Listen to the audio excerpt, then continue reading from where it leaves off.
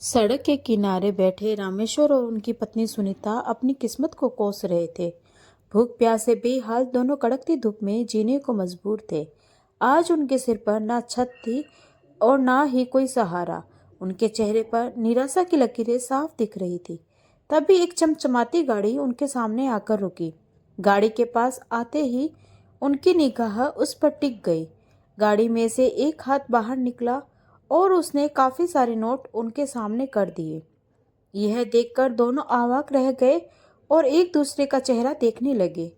फौरन वे हड़बड़ाते हुए गाड़ी के पास पहुंचे और काले शीशे से भीतर झांकने की कोशिश करने लगे।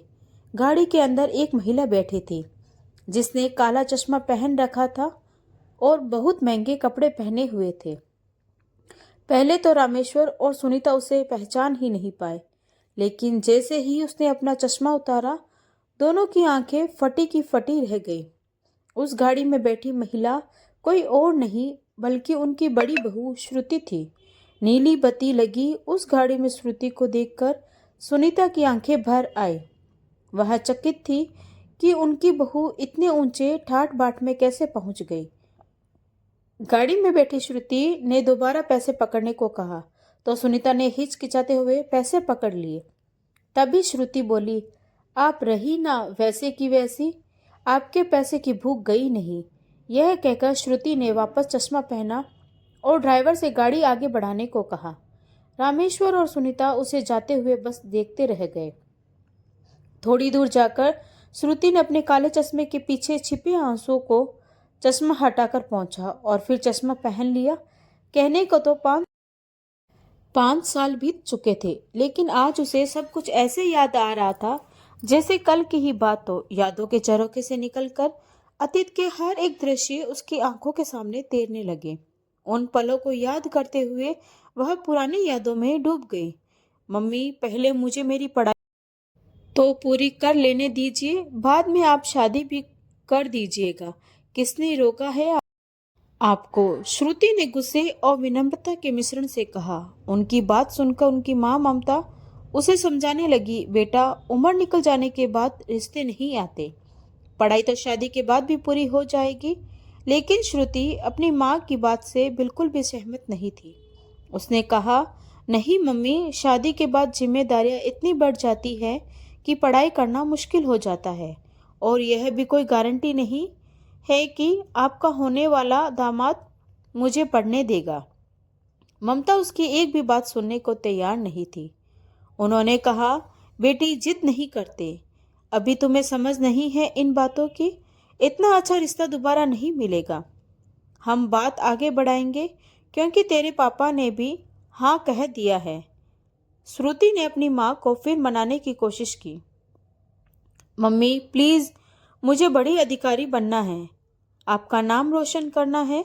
फिर देखिएगा, जब मुझे नीली बत्ती वाली गाड़ी मिलेगी तो लोग आगे पीछे घूमेंगे। तब देखना कितने बड़े बड़े रिश्ते आएंगे कि आप चुन भी नहीं पाएंगी। ममता तपाक से बोली, ये बड़े बड़े ख्वाब हमारे बस के नहीं है श्रुति। हम मिडिल क्लास के लोग हैं। लड़की की शादी सही उम्र में हो जाए वही ठीक है। एक बार पापा से बात करके देखूंगी। रोती हुई श्रुति यह सुनकर अंदर ही अंदर टूट रही थी, लेकिन उसने हार नहीं मानी। उसकी आंखों में अपने सपनों को पूरा करने की एक मजबूत चमक थी। श्रुति के दिमाग में इस शादी को टालने का एक आखिरी तरीका आया, जिससे उसे अपने पापा जगदीश से थोड़ी उम्मीद नजर आने लगी। रात को जैसे ही उनके पापा घर लौटे, श्रुति उनके पास बैठकर प्यार से बातें करने लगी। उसने धीरे धीरे कहा, पापा, क्या यह शादी अभी टल नहीं सकती? जगदीश उसकी बात सुनकर चौंक गए और बोले, क्यों बेटी, क्या हुआ? पापा, पहले मुझे अपनी पढ़ाई पूरी करनी है, श्रुति ने गंभीरता से कहा। जगदीश यह सुनकर हंस पड़े और बोले, अरे बेटी, तेरी पढ़ाई थोड़ी रुकेगी, वह तो शादी के बाद भी चलती रहेगी। हमने उन लोगों से बात कर ली है, तुम चिंता मत करो। लेकिन श्रुति को इस बात पर भरोसा नहीं था। उसने तड़पते हुए कहा, नहीं पापा, कोई भरोसा नहीं है। प्लीज़ आप इस शादी को रोक दीजिए। जगदीश ने उसे समझाते हुए कहा। लेकिन बेटी, तुम्हारे बाद तुम्हारे छोटे भाई बहन की भी शादी करनी है। इस तरह तो सबकी शादी की उम्र निकलती चली जाएगी। तुम इसे समझो, यह सिर्फ तुम्हारा डर है और कुछ नहीं। लड़का बहुत अच्छा है, जैसा तुम कहोगी वह वैसा ही करेगा। कल उन्हें बुला लेते हैं, तुम खुद देख लेना। श्रुति के पास कहने को अब कुछ नहीं बचा था। वह समझ चुकी थी कि उसके घर में कोई भी उसकी बात नहीं मानेगा, इसलिए अब वह दूसरा रास्ता निकालने की कोशिश करने लगी कि काश लड़का ही शादी के लिए मना कर दे। दूसरे दिन सुबह जगदीश ने अपनी पत्नी ममता को आवाज लगाते हुए कहा, ममता, मैंने उन लोगों से बात कर ली है। वे लोग शाम को चाय पर आएंगे। तुम लोग नाश्ते का इंतजाम देख लेना, बस कोई कमी नहीं होनी चाहिए। ममता ने भी खुश होकर कहा, जी बिल्कुल, कोई कमी नहीं रहेगी। बस सारी बात अच्छे से हो जाए तो इसकी विदाई करके हम तो गंगा नहा लेंगे। यह सुनकर श्रुति चिढ़कर बोली, मम्मी, आप तो ऐसे कह रही हैं जैसे मेरी शादी पक्की ही हो गई है। अरे, केवल देखने से शादी मानकर मत बैठिए। श्रुति की बात सुनकर उसकी छोटी बहन नेहा उसे चिढ़ाते हुए बोली, अरे दीदी, अब तो तुम हाथ से गई, बस अब विदाई की तैयारी कर लो। श्रुति उसे घूरते हुए चुप हो गई, लेकिन उसके मन में अब भी इस शादी को रोकने का कोई और रास्ता निकालने का विचार घूम रहा था। नेहा ने चिढ़ाते हुए कहा, दीदी, मैंने तो लहंगा भी सोच लिया है और तुम ऐसी बातें कर रही हो। उसकी बात सुनकर जगदीश और ममता दोनों हंस पड़े, लेकिन श्रुति के दिल पर तो कुछ और ही गुजर रही थी। वह मन ही मन बड़बड़ाने लगी, यहाँ मेरा फ्यूचर बर्बाद हो रहा है और इसे लहंगे की पड़ी। दिन भर घर में शाम के मेहमानों के लिए तैयारी होती रही। ममता ने श्रुति के पहनने के लिए एक खूबसूरत सी साड़ी लाकर रख दी। श्रुति बार बार अपने कमरे में रखी उस साड़ी को देखकर मन ही मन रोती रही। शाम के वक्त सभी लोग समय से आ गए थे और पूरा परिवार उनकी आवभगत में जुट गया। लड़का अपनी बहन और माँ के साथ बैठा हुआ था। तभी जगदीश के इशारे पर ममता उठकर अंदर श्रुति को लाने चली गई। उन्होंने श्रुति को ठीक से तैयार किया और सबके सामने लाकर बैठा दिया। श्रुति ने कई बार निगाहें उठाकर लड़के को देखा। लड़का देखने में तो अच्छा था, लेकिन श्रुति के दिमाग में तो बस उसके सपने घूम रहे थे। तभी लड़के की शादीशुदा बहन ने कहा, इन्हें अकेले में भी बात करने का मौका दे देते हैं। एक दूसरे से बात करके समझ ले तो ज़्यादा अच्छा रहेगा। ममता ने भी सहमति देते हुए उन्हें एक कमरे में बात करने के लिए भेज दिया। अंदर जाकर लड़के ने श्रुति से उसके बारे में सब कुछ पूछा।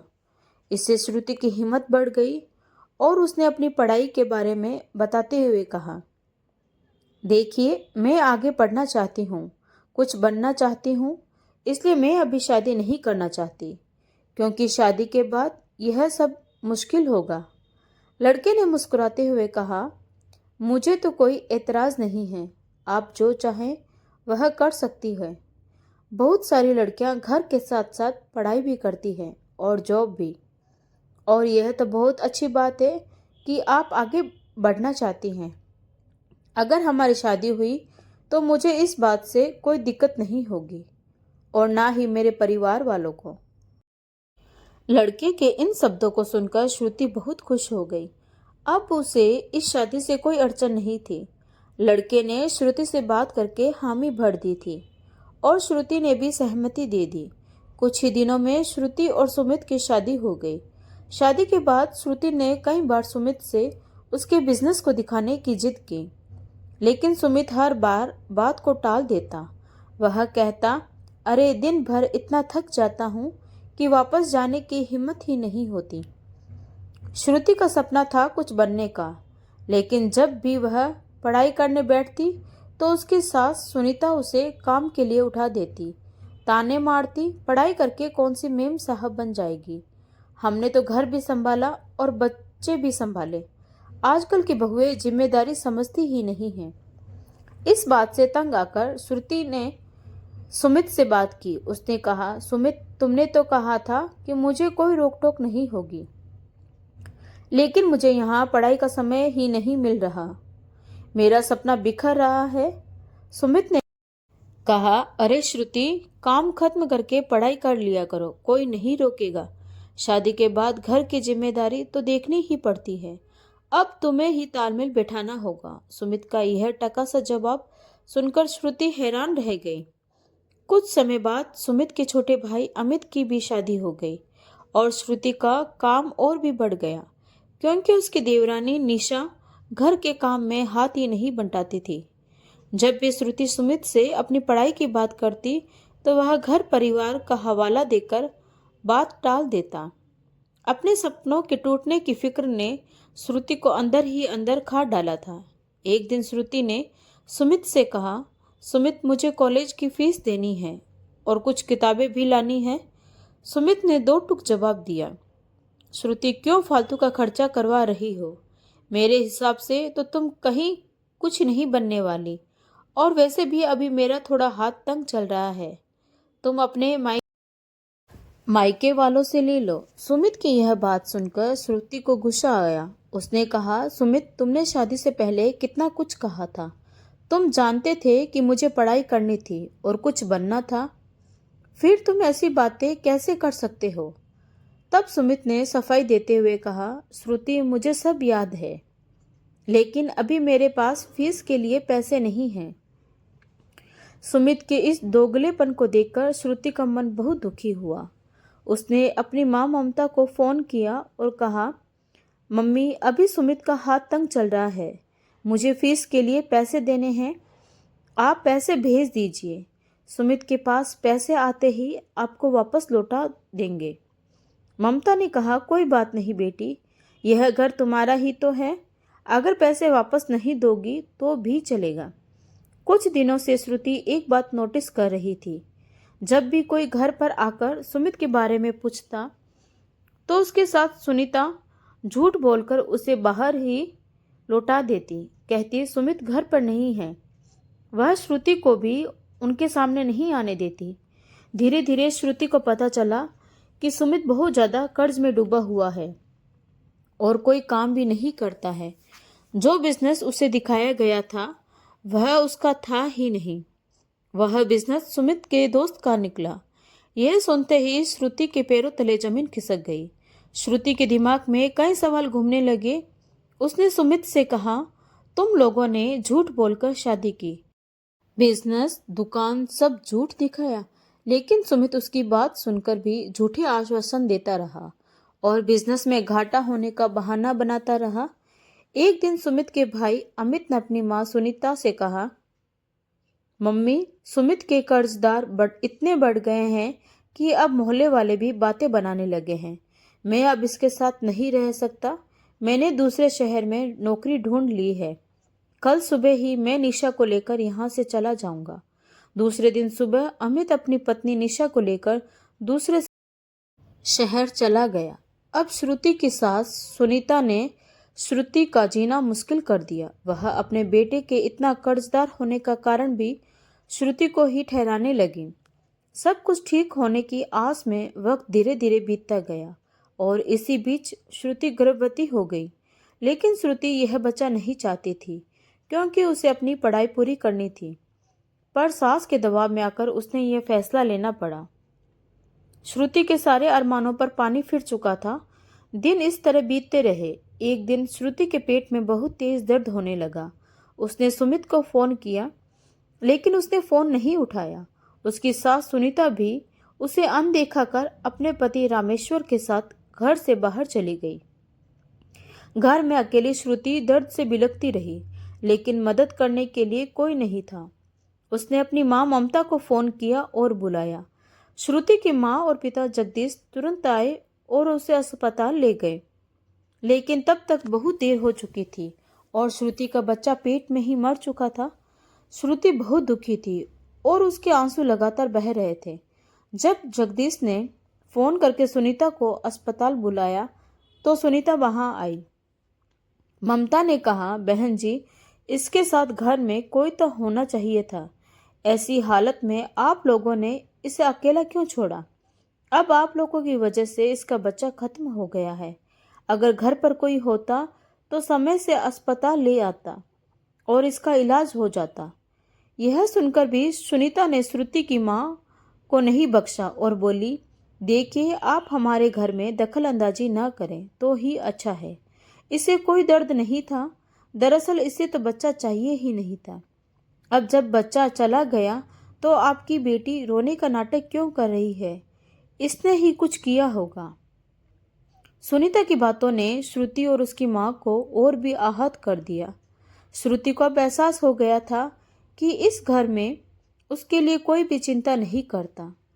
तभी ऐसा हुआ कि श्रुति की माँ उसकी ऐसी सोच पर हैरान थी जिसमें मानवता नाम की कोई चीज ही नहीं थी। श्रुति के पापा जगदीश भी यह सब सुनकर बहुत दुखी हुए। श्रुति भी अपनी किस्मत को कोस रही थी और अपनी शादी के फैसले को दोषी ठहरा रही थी। किस्मत ने उसे ऐसे मोड़ पर पटका था जहां से उसे कोई रास्ता नजर नहीं आ रहा था। श्रुति के पापा ने सुमित के माँ बाप से कहा, देखिए, एक तो आप लोगों ने हमसे इतना झूठ बोला कि हमारी लड़की की जिंदगी ही नरक बना दी है, और फिर भी आप लोग इसे ही दोषी बता रहे हो। एक तो आपके बेटे ने इतना कर्ज उठा रखा है। अगर आपने जल्दी ही कोई रास्ता नहीं निकाला तो हम पुलिस में कंप्लेंट कर देंगे, कहकर वे लोग वहां से चले गए। सुमित का कर्ज खत्म करने के लिए मकान बेचा जा चुका था, लेकिन अभी श्रुति की सहन शक्ति जवाब दे रही थी, क्योंकि घर का किराया भी न दे पाने के कारण मकान मालिक रोज आकर चिल्लाने लगा था। लेकिन सुमित तो सुबह ही गायब हो जाता था, जिससे यह सब श्रुति को ही सहना पड़ता था। इधर श्रुति के पापा जगदीश उसकी परेशानियों में बीमार रहने लगे थे और आए दिन फोन पर रोते हुए श्रुति से कहते, बेटा, मुझे माफ कर दे, मुझे तेरी बात मान लेनी चाहिए थी। पर श्रुति क्या ही कहती, वह भी रोकर बस चुप हो जाती। वह बहुत परेशान रहने लगी थी। सुमित कोई काम नहीं करता था जिससे घर में आमदनी आ सके। घर में खाने के लाले पड़ने लगे थे। सुमित का भाई अमित थोड़े से पैसे अपनी माँ सुनीता को भेज देता था, जिससे सुनीता और रामेश्वर अपना खर्चा चला लेते थे। जब श्रुति इस परेशानी से तंग आकर खुद प्राइवेट नौकरी करने लगी तो सुमित दिन भर घर में आराम करने लगा और श्रुति के पैसे से ही घर का खर्चा चलने लगा। सुनीता रोज घर में कलेश करती और अपने बेटे सुमित से कहती कि सुमित बोल दे अपनी बीवी को कि घर का काम खत्म करके जाया करे। खुद तो वहां जाकर कुर्सी पर बैठ जाती है और मैं यहाँ दिन भर काम करती रहूं। अब श्रुति घर का पूरा काम भी करती और नौकरी भी, जिससे वह बीमार रहने लगी और एक दिन बेहोश होकर गिर गई। श्रुति की बिगड़ती हालत का सुनीता और रामेश्वर पर कोई असर नहीं पड़ रहा था। रामेश्वर ने भी श्रुति को देखकर कहा, न जाने कैसी ड्रामेबाज बहू ले आए हैं। हल्की हल्की बेहोशी से जागती हुई श्रुति के कानों में रामेश्वर जी के वाक्य पड़ चुके थे, लेकिन वह उठने की हिम्मत नहीं जुटा पा रही थी। तभी श्रुति की मम्मी का फोन आया तो सुनीता ने उसे फोन पर ही ताने सुनाने शुरू कर दिए। आपकी बेटी के नखरे खत्म ही नहीं होते। पहले काम न करने के बहाने बनाती थी और आज तो बेहोश होकर गिर पड़ी है, उठ भी नहीं रही। हम जानते हैं कि यह सब इसके नाटक है। ममता जी ने जब श्रुति की बेहोशी की बात सुनी तो वह बहुत घबरा गई और तुरंत अपने पति जगदीश के साथ श्रुति के घर के लिए निकल पड़ी। श्रुति के घर पहुंचते ही उसकी इतनी खराब हालत देखकर उन्होंने उसे जल्दी से अस्पताल ले गए। उस समय सुमित घर पर नहीं था, लेकिन जब वह घर आया तो उसकी माँ ने उसे कहा, बेटा, तेरी पत्नी तो बहुत ड्रामेबाज है। यहाँ पर बेहोश होने का बहाना करके गिर गई और अब उसके माँ बाप आकर उसे अस्पताल लेकर गए हैं। तो सुमित भी अस्पताल में पहुंच गया। उसे देखकर जगदीश जी और ममता जी ने मुंह घुमा लिया। तभी डॉक्टर ने आकर उन्हें बताया कि श्रुति को अस्थमा अटैक आया था और अब वह डिप्रेशन की मरीज बन चुकी है। यह सब सुनकर श्रुति की माँ से रहा नहीं गया और उसने सुमित को खूब सुनाया, तुम्हारी वजह से आज मेरी फूल सी बच्ची की यह हालत हो गई है। क्या क्या सपने थे मेरी बच्ची के। गलती हो गई हमसे जो तुम्हें अपनी बेटी दी। सुमित भी चुप ना रहा और बोला, आपकी बेटी के ख्वाब कुछ ज्यादा ही हैं। अपनी इस हालत के लिए यह खुद ही जिम्मेदार है। घर के काम की जगह पढ़ाई का भूत चढ़ा है इसको। तो श्रुति के पापा जगदीश चीख पड़े, खबरदार एक शब्द भी और बोला तो अब यह यहाँ से हमारे साथ ही जाएगी, समझे। तुम इसके लायक हो ही नहीं, निकम्मे कहीं के। एक तो झूठ बोलकर शादी की और अब उल्टी बातें कर रहे हो। जिंदगी बर्बाद कर दी मेरी बेटी की। कहकर श्रुति के पापा उसे अस्पताल से लेकर अपने घर चले आए। सुमित ने एक बार फोन करके जगदीश जी से श्रुति को वापस भेजने को कहा, लेकिन जगदीश जी ने उसकी एक न सुनी और श्रुति को भेजने से साफ साफ इनकार कर दिया। अब श्रुति हर वक्त गुमसुम रहने लगी।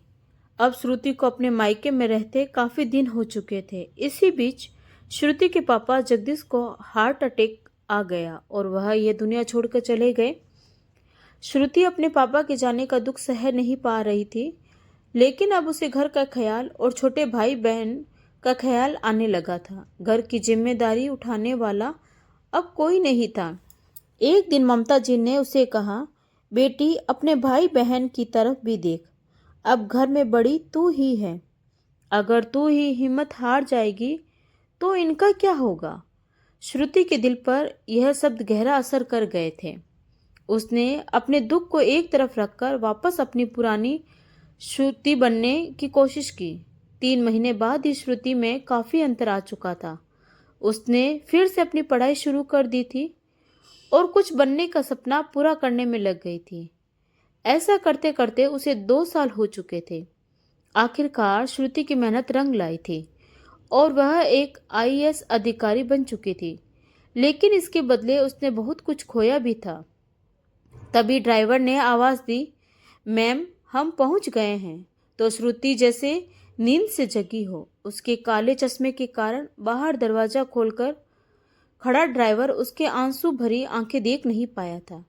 श्रुति झट से अपनी सरकारी गाड़ी से उतरकर बाहर आई और मीटिंग खत्म करके वापस अपने घर के लिए निकल गई।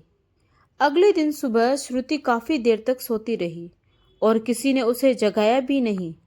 श्रुति के आलीशान घर के बाहर खड़ा वॉचमैन अंदर आया और ममता जी से कहने लगा, मैडम बाहर कोई आया है और श्रुति मैम का पूछ रहे हैं।